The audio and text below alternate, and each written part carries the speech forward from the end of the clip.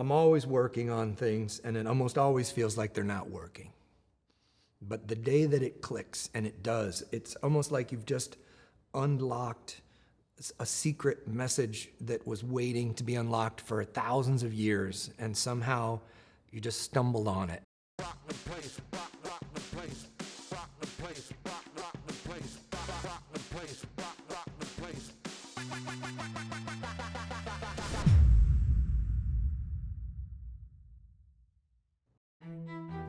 I think every artist really wants to feel like their art is, defies categorization.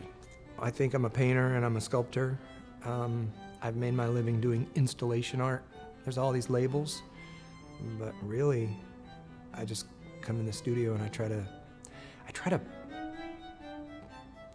find something that is on the other side and bring it here. I needed a way to stop traveling all the time, and I wanted to be able to kind of stay put, be home for supper, so that I could be around for my kids. And certainly, my family, all of this is happening because of them.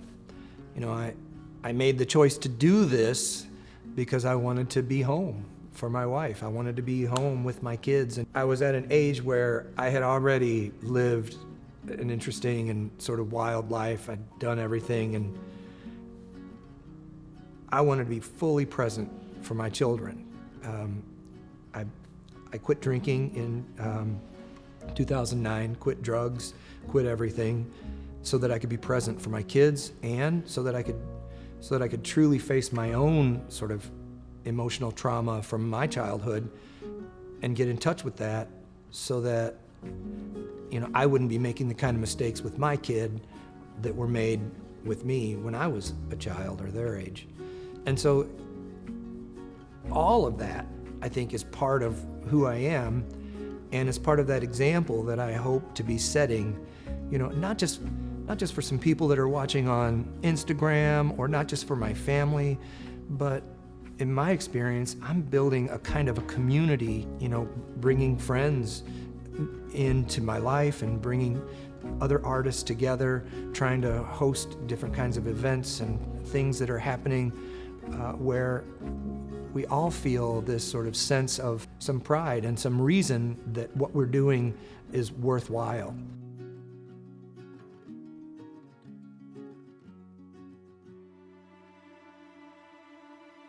So in 2019, I started really locking myself in the studio and painting.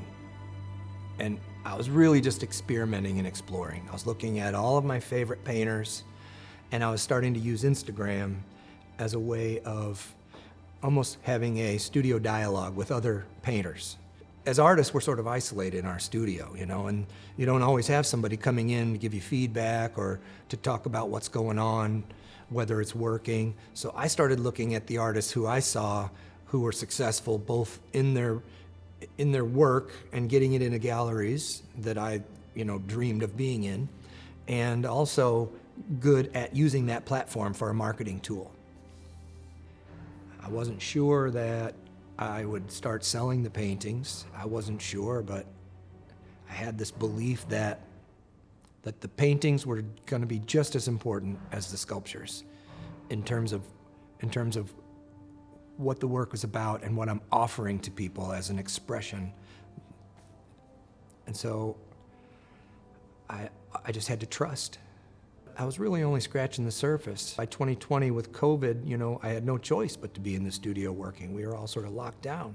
But I knew, though, that the paintings that I had been making were selling to a different audience than I really wanted to attract. As a sculptor, I felt like I was in a wave that was sort of defining our moment in history, in time.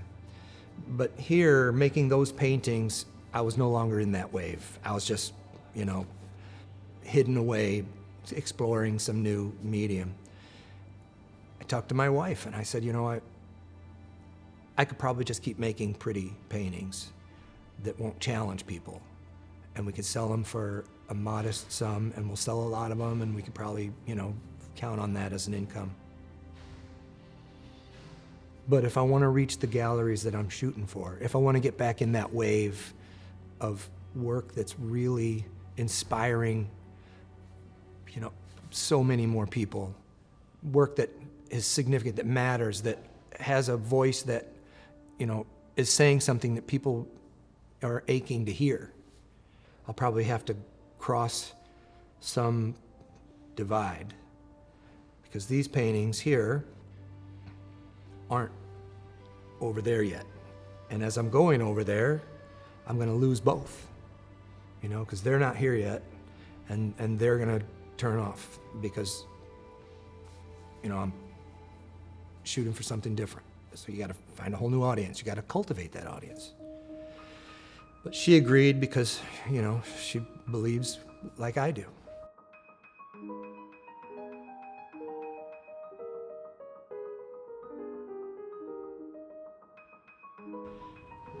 I think that to be a successful artist, all you really have to do is manage your doubt. Whatever you make is good enough, and just stand by that. And just get it out of the way and make another one and make another one. And if you're confident, other people will be attracted to that confidence.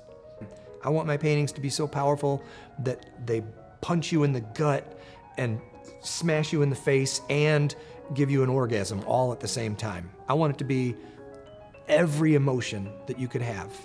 The sadness, the joy, the elation, and the grief and the pain.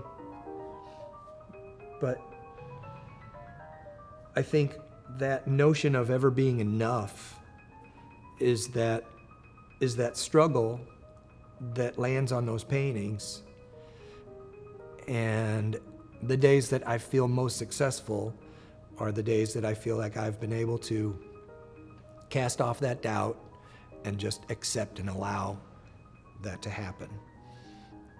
That is the hardest thing to do, I'm sure, for myself and probably for any artist.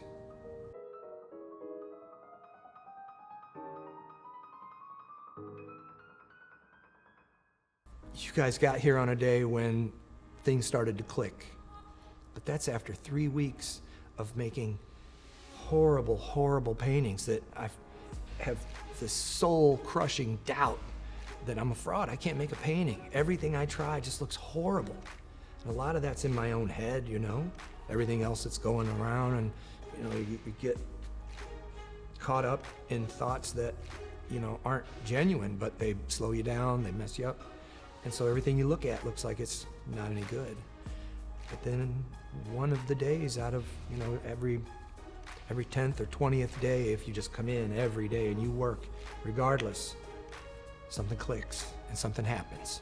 And you guys got here, and I was filled with emotion because something just happened in some paintings that I've been looking for now for months, maybe more than months, maybe a year. I have been disconnected from these paintings, and I've been trying to figure out how to bring it back. And today it opened up and it was revealed to me. And so I know that I'm on the right track. I know I am. And I believe that what I'm looking for is so, I'm so close to that other shore, You get halfway across that river, swimming back is just as hard. You might as well go for it, hope you don't drown. There is only one moment, this moment. And this moment is eternal. It's tricky. Your mind creates past and future, and you think there is a future, or you think there is past, and things happen on some kind of a timeline, but the reality is they don't. Everything only happens now. And so when we can be truly present, you have to just be responding to what's happening. There's no thought at all. Instead, there's like a higher power. And when I say higher power, I don't necessarily mean to be talking about God or religion. For instance, our body has an intelligence that is beyond us. You don't breathe. Breathing happens. You don't digest your food. Digestion happens. All these things are happening because the intelligence of the organism is working for you. And things don't happen to us. They happen for us. And so if we're on our path, then the universe becomes helpful through circumstances, through people, and through occurrences. And our own body can become that helpful instrument if we use it, if we practice it, and if we're available. We have to be awake to it and be in the moment, in this present moment. So present that no matter what else is going on, even if a couple of dudes are setting up a bunch of gear in your studio, nothing else is happening except this thing that you're working on. That is the portal that I'm attempting to open up in my process and receive those images and allow that to happen. And then step back and, with any luck, feel a triumph.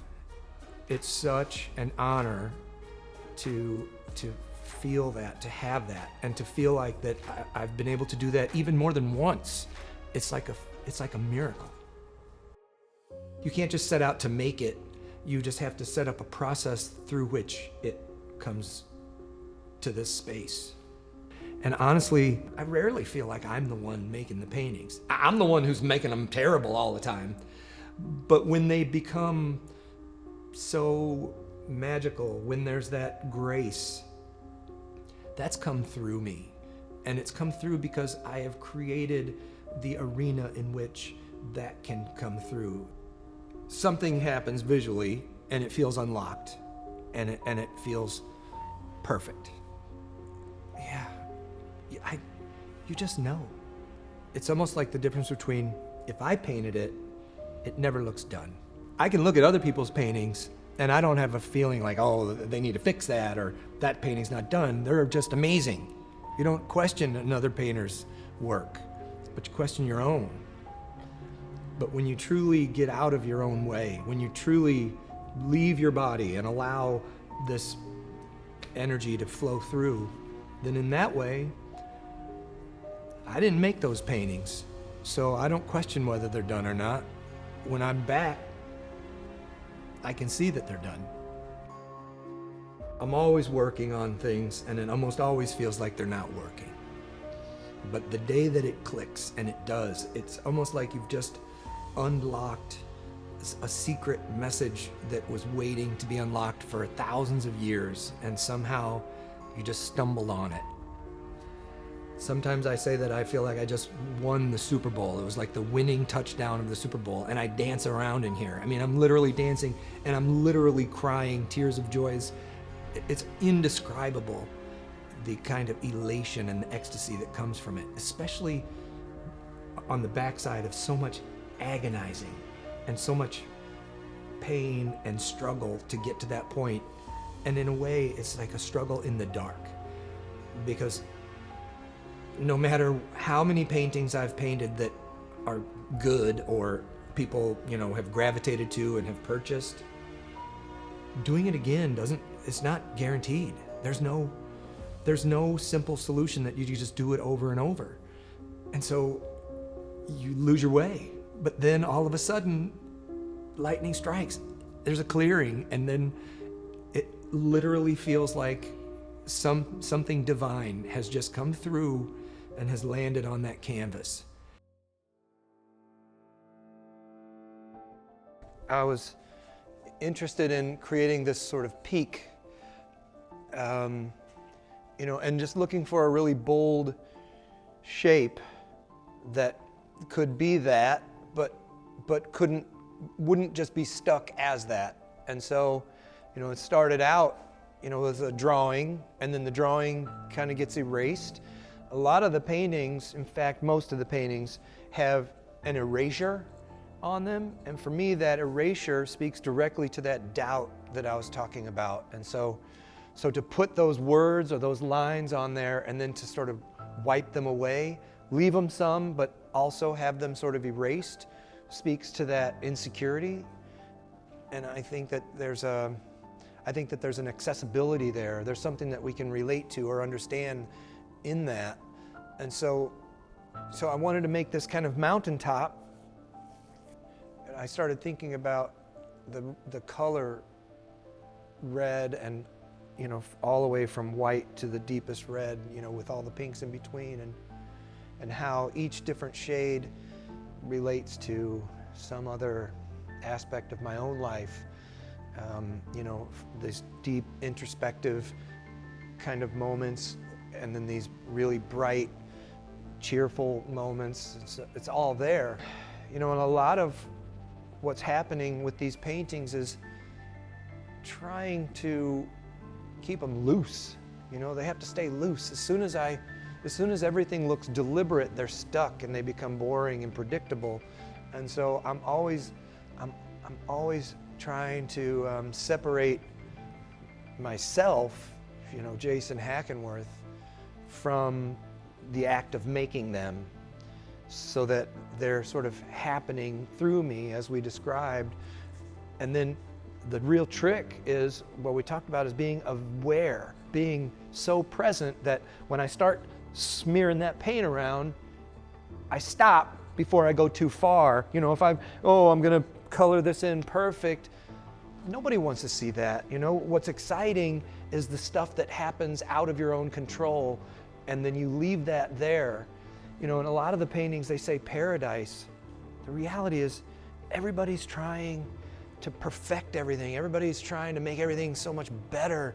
But the reality is everything's perfect.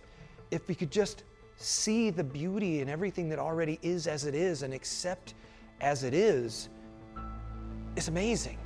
And so these paintings that say paradise, in a way, they're urging that we just take a step back and accept what is, and stop trying to make everything so much better. It doesn't get any better. For God's sake, faster cars and more screens isn't going to make our lives better. So these paintings are truly sort of this effort to allow what is. We're all trying to reach some summit. All of these paintings are about climbing that mountain. We all have a mountain to climb. But there's not just one summit, you know? We're all given some time to do something with our body. And we can choose to set an example for others and leave something behind for people that might help them on their journey. Or, you know, we could just work on Wall Street and just try to make money. There's nothing wrong with either one, but I feel like I'm trying to be, for myself, that role model that I always looked for when I was a kid and didn't have it. And if what I'm doing sets an example for others, then even better.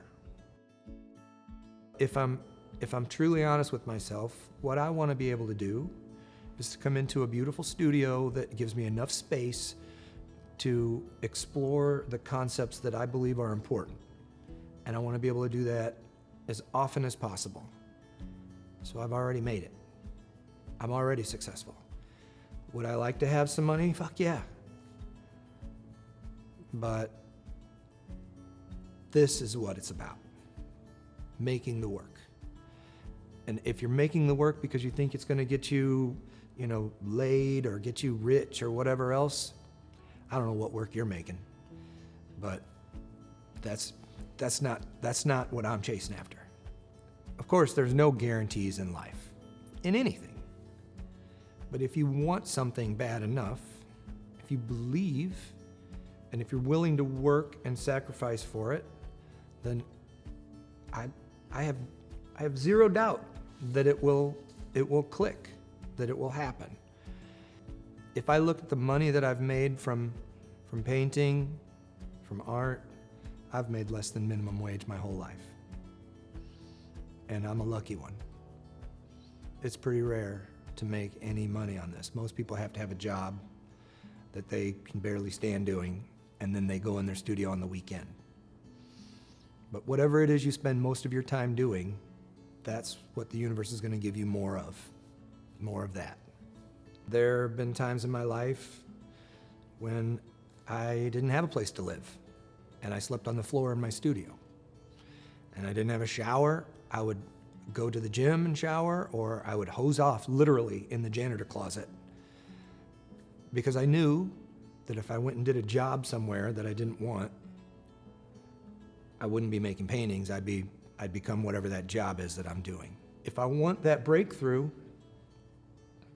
the only option is to get in here every day, as many hours a day as I can, and believe that it's going to strike. And it always does. My art has affected my life in every possible way. In fact, art saved my life. If I could do anything else, I would. This is the hardest job there is. It's so hard. And there's so little respect, I almost never tell anybody that I'm an artist. Like if I'm on a plane or if I go to a doctor's office or whatever, and they say, what do you do? I lie. Because if I tell somebody, oh, I'm an artist, oh, cool, man, cool. What kind of art do you do? It's so awkward. And nobody understands what being an artist actually is.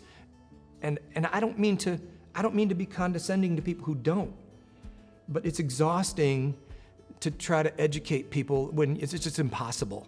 It sort of takes this whole lifetime of faith and this things that we've been discussing to even have a clue how to capture that essence. You understand, making these films requires that presence that we're talking about, and the magic happens and it clicks. To try to describe that to some stranger on an airplane, it sounds like you're a kook, so I don't even bother.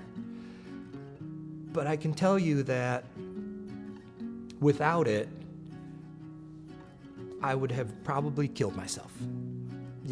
It gives me faith. It gives me a spiritual purpose. It keeps me moving. It gives me something to get up for. In fact, it wakes me up at 5 a.m. with this urgency to go get this thing happening that needs to come out. It's waiting. It's ready.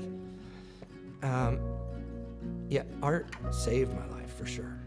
Where I belong. Heads up in the clouds, and when I'm coming down, I'll stay up here and enjoy the view as long as I'm with you, as long as I'm with you, as long